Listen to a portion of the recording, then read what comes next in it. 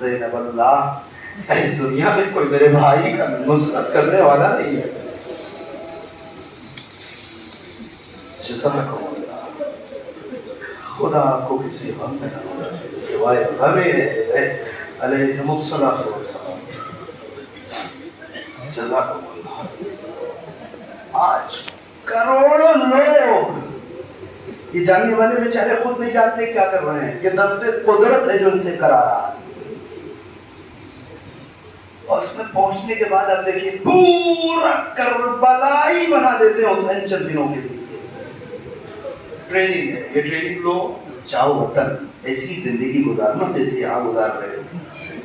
ایسی زندگی اب اس کو کل بھی پڑھا جا سکتا تھا عربی میں مگر اس کی مناسبت والی مسائل کل سن لیجیے گا. آج آپ سن لیجیے. خواتین اور بیویوں بچے اگر میری بات سن رہے سن گیا کیا کیا عربی میں بلایا کیوں بلایا. یہاں ماشاءاللہ بہت سے لوگ ہوں گے کہ جنہوں نے زیارت کی ہوگی اور خاص طور سے عربی میں زیارت کی ہوگی. اس نے نہیں کی خدا سب کو شرف فرمائے. جنہوں نے کی ہے وہ بھی بار بار جائے کیونکہ روایت پہ جملہ موجود ہے کہ ایک بار زیارت حسین کر کے بیٹھ نہ جاؤ. اللہ نے توفیق دی ہے تو جتنی 5 جا سکتے ہو. جن لوگوں نے کیا ہے زیارت وہ میری بات سمجھے گے. خوب غور کریں. خواتین تک بات جا رہی ہے. ہر آدمی نے یہ بتایا یار کہیں ایسا نہیں ہوا کہ ہم کو تکیے کی ضرورت پڑی ہو اور تکیہ نہ ملی ہو. کمبل کی ضرورت پڑی ہو وہ کمبل گھٹ گیا ہو صاحب تھوڑا ایڈجسٹ کریے کمبل نہیں ہے. گدے کی ضرورت پڑی ہو مجمع زیادہ آ گیا پھر کروڑ گدے کہاں سے رہ جائے. کسی نے تجربہ کیا ہو تو بتا دیں مجھے. میں بہت قریب آگے آ کے نفسانی گفتگو تک لے کر کے اگر نہ پہنچا سکا بات تو میں سمجھوں گا شاید میری ساری خطابت دیکھا بہت توجہ ہوگی. اور ہر آدمی یہ کہتا ہے کہ یار کمال ہے 10 سال جاتے ہیں. کوئی 5 سال سے جا رہا ہے کوئی 8 سال سے جا رہا ہے کوئی 10 سال سے جا رہا ہے. جب بھی ہاتھ پڑھایا نیا ہی کمبل ہاتھ آیا. جہاں کھانے کے لیے پلیٹ نئی پلیٹ آئی نیا برتن آیا نئے نئے پنکھے لگے نئے نئے کولر لگے. تو چلیے ٹھیک ہے وہاں کی مینجمنٹ میں جو لوگ موقع لگاتے ہیں انہوں نے ایک بار نیا سامان خرید دیا ہوگا. تو پہلے سال جو لوگ جائیں گے ان کو نیا نیا ملے گا. دوسرے سال تھوڑا پرانا. تیسرے سال تھوڑا پرانا. چوتھے سال پرانا ہوگا نا بھائی. کہ ہر سال ہر موقع میں جہاں جائیں گے آپ جہاں دیکھ رہے ہیں وہاں سب نئے ہی برتن نیا ہی کمبل نئی تکیا نئی چادر نئے سامان. تو ہر سال اتنا نیا سامان کہاں سے آتا ہے اور پھر ہر سال کہاں چلا جاتا ہے. یہ کہاں جاتا ہے. 1 لاکھ 2 لاکھ آدمی نہیں یہ یاد رہے کروڑوں میں بات چل رہی ہے. یہ کہاں سے آتا ہے کہاں جاتا ہے. توجہ. ہمارے یہاں ایک مشکل ہے. اس مشکل کا نام ہے جہیز.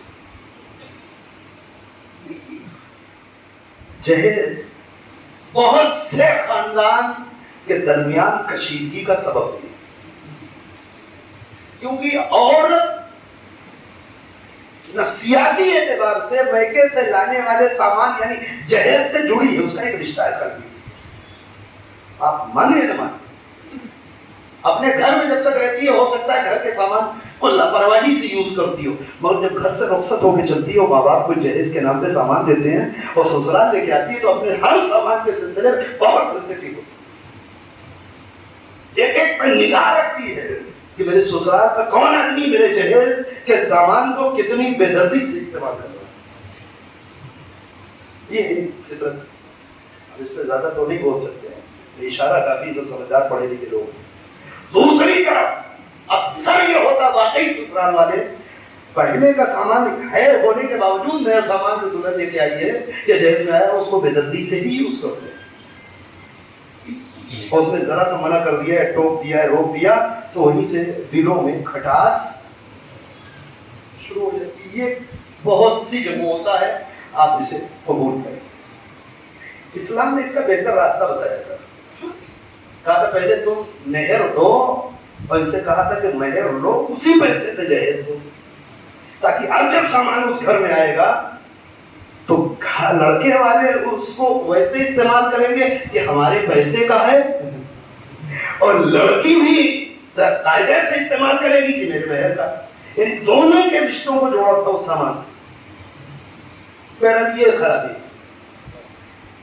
تو عورت حتی الامکان چاہتی ہے کہ میرے جہیز کا سامان جب تک نہ نکلے استعمال نہ ہو. ٹھیک ہے.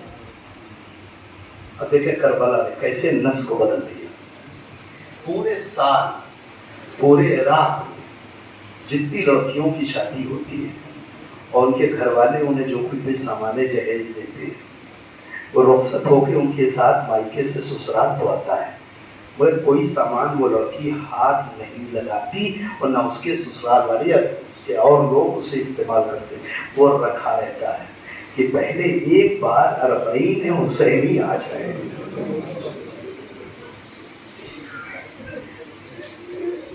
اور جب اربعین حسینی آتا ہے تو ٹرکوں پہ گاڑیوں پہ لاد لاد کر کے یہ سامان گاؤں گاؤں دیہات دیہات شہر شہر سے اربعین حسینی میں لا کے رکھ دیا تھا کہ ہم اس سامان کو تب تک یوز نہ کریں گے جب تک کوئی حسین کا ظاہر پہلے استعمال کرے.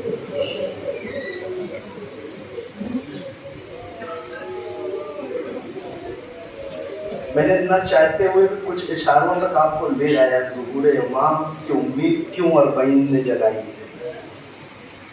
یہ کلچر جو پیدا ہوا اپنے نفس پر دوسرے کو فوقیت دینے کا، اپنی قربانی دے کے حسین کے عزادار کو عزت دینے. حسین چاہتے کہ تم پورے سال ایسے رہو، 4 دن اربعین میں نہیں. اور کہاں تک آدمی جا سکتا ہے خدا کی پناہ. جس کے پاس کچھ نہیں ہے وہ ٹوتھ پک لیے کھڑا رہتے، نیپکن لیے بچے کھڑے ہوئے. کچھ تو قبول کر لو اے ظاہر اسے.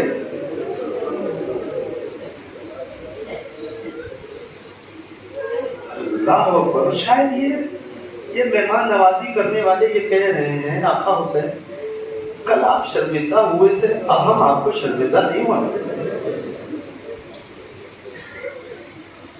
کوئی بچہ یہ پوچھے کہ حسین کب شرمندہ ہوئے تو میں بتاتا ہوں.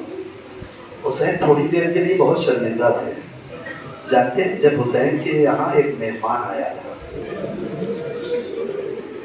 جس نے غلطی کی تھی، مگر غلطی کو سدھارنے ہاتھوں کو بدوا کے حسین کی بارگاہ میں آیا تھا اور آ کے پوچھنا تھا حلی توبہ ابن رسول اللہ، اے رسول اللہ کے فرزند کیا میرے لیے توبہ کی گنجائش ہے؟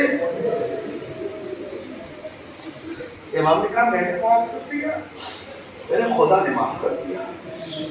اور تیری ماں نے بڑا اچھا تیرا نام بول رکھا تھا، انت حر فی الدنیا والآخرہ، تو دنیا میں بھی آزاد آخرت میں بھی آزاد. اور اس کے بعد وہ کہتے مولا بہت شرمندہ ہوں. امام کہتے شرمندہ تو میں ہوں. مولا آپ کیوں شرمندہ ہے؟ خطا تو میری ہے. وہ پہلا موقع ہے، میرا کوئی مہمان آیا ہے اور میں اس کی کوئی ضیافت نہیں کر پا رہا. اور اگر ایک قطرہ بھی پانی ہوتا خیموں میں، یاد ہے نا کل تو دشمن کی صورت میں آیا تھا تو میں نے پانی پلایا تھا، آج تو دوست بن کے آیا ہے. شاید یہ عراق میں زائرین حسین کی خدمت کرنے والے حسین کو خیال دے رہے مولا کل ایک مہمان آپ کا آیا تھا نا، آپ تھوڑی دیر کے لیے شرمندہ تھے کہ کوئی ضیافت نہیں کر پائے. اے مولا آج آپ کا کوئی مہمان آئے گا ایسی ضیافت کریں گے.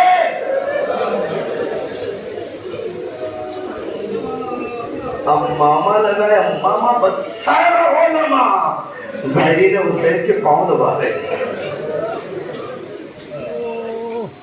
کوئی جوتے پالش کر رہا.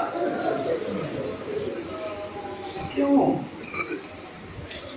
یہ ہو سکتا ہے بہت بڑا ہو دولت کے اعتبار سے. یہ جو ظاہر جا رہا ہے نا اور یہ جو بیٹھا ہے نا، اس کے درمیان طبقاتی اور اقتصادی اعتبار سے کئی گنا کا فرق ہو، لیکن کچھ نہیں. ایک وجہ سے یہ بڑا ہے. وجہ کیا ہے؟ یہ حسین کا ظاہر ہے. یہ ظاہر حسین، یہ حسین کے نام پہ وطن چھوڑ کے آیا. जज़ाकुम अल्लाह, खुदा आपको किसी गम में न उठाए। और आप समझे कितनी हिकमतें इसमें रखी गई हैं। अहले बैत ने कितनी हिकमत के साथ इस अरबईन हुसैनी की बुनियाद रखी। वजह सब कर ज़ैनब एक चीज का कुलेट है करबला, बिल्कुल कैलकुलेट। मालूम है क्या, मुहर्रम कोई काफिला निकलेगा, इतने वक्त में ये कूफे पहुंचेगा, इतने कूफे रहेगा, कूफे से निकलेगा, शाम जाएगा, शाम में इतने दिन कैद खाने में होगा, और इस दिन रिहा होगा। शाम से करबला तक कितनी मंजिलें हैं, काफिले को पहुंचने में कितने दिन लगते हैं। ज़ैनब को जल्दी रिहा हो गई है। उस टाइम को ज़ैनब ने वक्त लेकर के यजीद के महल में मजलिस कायम करके खर्च किया। शाम बहुत तवज्जो मुनज़्ज़म है, वरना वो शाम कि जहां लोगों ने सिर्फ तालियां बजाई थी, जहां लोगों ने सिर्फ पत्थर चलाए थे, खुद इमाम सज्जाद सब भूल गए, शाम नहीं भूले। जब भी किसी ने आके पूछ दिया मौला शहादत तो आपके लिए करामत है, बस कीजिए, कितना रोइए, बस कीजिए। इमाम तड़प के कहते भाई यकीनन सच कहा तूने, शहादत हमारे लिए करामत है, हमारे लिए एजाज है। तो इस हिसाब से बता, क्या माओ बहनों को लेकर के बाजारों में बेमौका चादर फिरना ये भी हमारे खानदानी रवायत हमारी।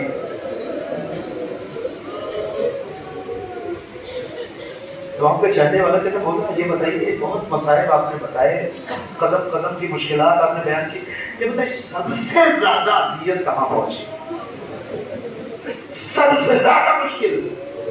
इमाम समझ के सवाल चीख करके कहते शाम शाम शाम। अरे शाम नहीं भूलता, बोला शाम में ऐसा क्या हो गया। करबला बर्दाश्त है, शाम बर्दाश्त नहीं है।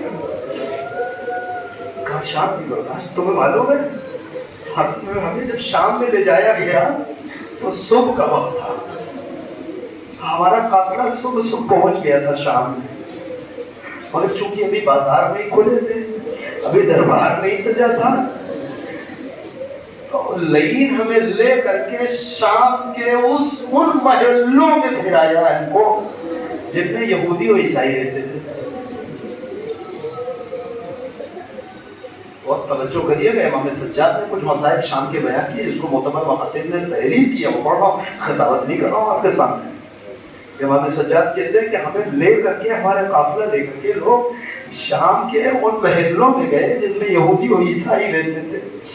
एक मुनादी निदा देता जाता था कि देखो हम उन्हें लाए हैं कि जिनके बाप ने, जिसके बाप दादा ने तुम्हारे आबा अजदाद को कत्ल किया है, तो अगर अपने आबा अजदाद के कत्ल का बदला उनके साथ लेना चाहते हो तो क्या घरों में बैठे हो, बाहर निकलो।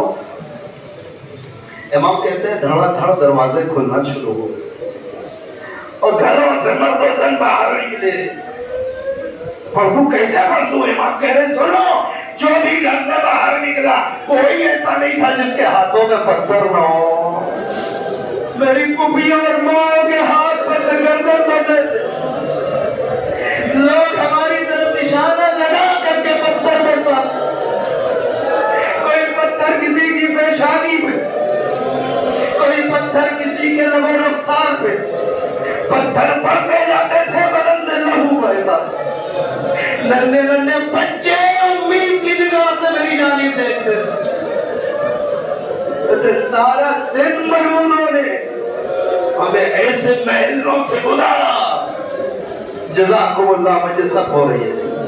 और उसके बाद हमें दरबार में हाजिरी का मौका दिया गया। ये सारे मसाइब आपने सुने हैं। मैं तो एक मंजिल पे लाया था और वहीं पे मजलिस को खत्म कर दूं, और चाह रहा था कि चूंकि अब बिल्कुल अरबईन से आप मुत्तसिल आ गए हैं तो क्या ज्यादा बोले, ज्यादा से ज्यादा अश्क रज़ा का तोहफा और नजराना मदर हुसैन की खिदमत में पेश कर सकते। खत्म हो गई मजलिस, चलते रहे। زینب جانتی ہے کہ اس سفر میں بھی جمال ہے. پھر دربار میں حاضری کے بعد یہ ایک ٹوٹے ہوئے قید خانے میں لے جا کر کے قید کر دیے گئے قیدی. اور یزید جیسا ملعون بد کردار اس نے رحم کھا کر کے اہل بیت کو رہا نہیں کیا. اس مصرے کو درست کر دیا, رحم نہیں کیا, حاکم نے کیا آزاد کر دیا. پھر اہل بیت یعنی امام سجاد و جناب زینب نے اپنے خطبوں سے اس قدر ماحول کو تبدیل کر دیا ہے شام میں کہ اب ہر جگہ انقلاب کی آوازیں شروع ہونے لگی ہیں. شام کے رات میں اس میں سکینہ کے گریے نے اور جان ڈالی. پھر اس ننھی سی بچی کا قید خانے میں ہمیشہ کے لیے سو جانا, اس نے جیسے چنگاری کو شعلہ بنا دیا. ہر وہ ذہن کہ جو ہر شام اس بچی کے گریے کے آواز سننے کا عادی ہو گیا تھا, آج جب یہ بچی نہیں روتی تو صبح کو سمجھے کیا بات ہے, کل وہ بچی نہیں روئی. چلو پتا کرتے, لوگ آئے پتا کر لیں کب آتے. وہ جو بچی ہر روز روتی تھی, اس کے رونے کی آواز آتی تھی, وہ کل سے رو نہیں رہی ہے. کل تمہیں معلوم نہیں وہ اب کبھی نہیں روے گی. کیوں اس لیے کہ وہ اسی قید خانے میں سو گئی. آپ شاید محسوس کریں کیا گزار دیا اس ننھی سی شہادت نے شام کے باشندوں. لیکن گھر میں حالات اتنے خراب ہیں شام کے کہ لوگوں نے یزید کو کہا جلدی کر اہل بیت کو رہا کر. اگر اپنی حکومت بچانا چاہتا اسے امام سجاد کو بولا کہ ٹھیک ہے میں نے آپ کو آزاد کر دیا, آپ چاہیں تو یہاں نہیں, چاہیں تو وطن بھیجنے کا سارا انتظام میں کر دوں گا. کیا چاہتے ہیں آپ؟ توجہ کریں. امام سجاد نے کہا میں خوبی سے مشورہ لوں گا تب پتا ہوگا. حداد بلایا گیا. حداد لوہار امام سجاد بیٹھے, ہتھکڑیاں کٹ رہی ہیں, بیڑیاں کٹ رہی, گلے کا تھوک کٹ رہا. جب بلایا گیا امام سجاد کو تو زینب بہت بے چین ہے. کیوں بلایا ہے؟ اس وقت سے اب تک زینب تیرے قید خانے ہی میں کھڑی ہے کہ اچانک امام سجاد آ رہے ہیں, مگر آج انداز بدلا ہے. ہتھکڑی اتر چکی, بیڑی اتر چکی, گلے سے خون بسرائے. آئے بیٹا یہ کیا کیفیت ہے گی؟ تو امام یزید نے رہا کیا ہے. اس نے کہا چاہیے تو یہاں رہے اور چاہے تو وطن چلے جائیں. زینب کچھ دیر خاموش ہے کہ نہیں, اب پہلے یزید سے کہو کہ وہ جگہ خالی کرائے. ہم نے ابھی اپنے بھیا کا ماتم نہیں کیا. توجہ, سکینہ کے گریے میں سید سجاد کے اور زینب کے خطبے نے تعارف تو کرا دیا ہے, مگر اپنی پوری کربلا پہنچانا ضروری ہے. پہلے ماتم ہوگا, ایک محل کا کونا خالی کیا گیا, سفیرداری گئی. میرے لال یزید سے کہو اعلان کرائے کہ جو بھی مجلس حسین میں آنا چاہے سیاہ لباس پہن کے آ سکتا ہے, اسے امان ہے. اچھا میں انقلاب برپا کیا زینب نے.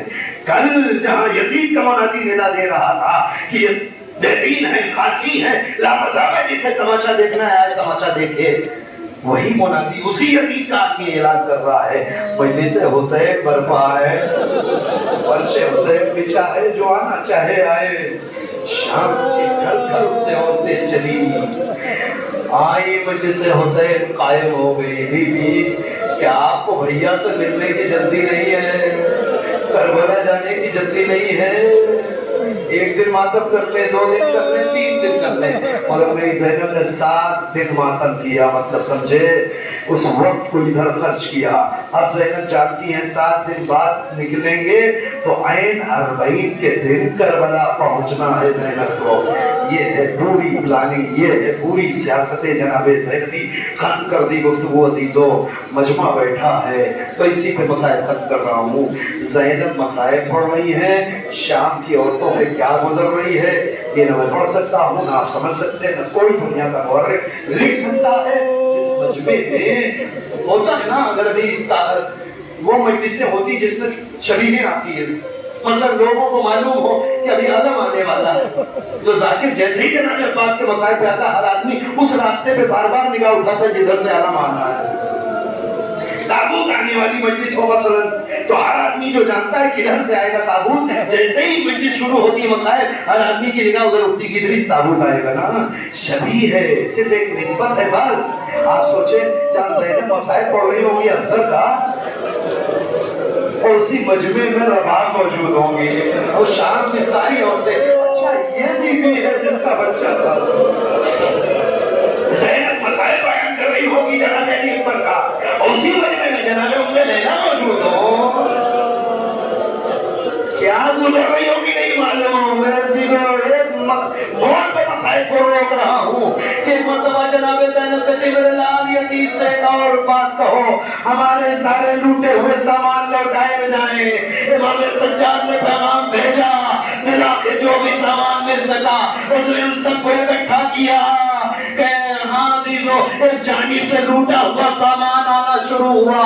زینب کی نگاہ بار بار دروازے کی طرف، بیویوں کی نگاہ بار بار دروازے کی طرف، ارے ادھر سے ہمارے عزیز کی نشانی آئے گی، ادھر سے ہمارے عزیز کی نشانیاں آئیں گی۔ سب سے آگے مقتل کا جملہ ہے دیدو، جب سامان چلا تو سب سے آگے کیا تھا معلوم ہے؟ ابو الفضل العباس کا علم جو کربلا میں لوٹا گیا تھا۔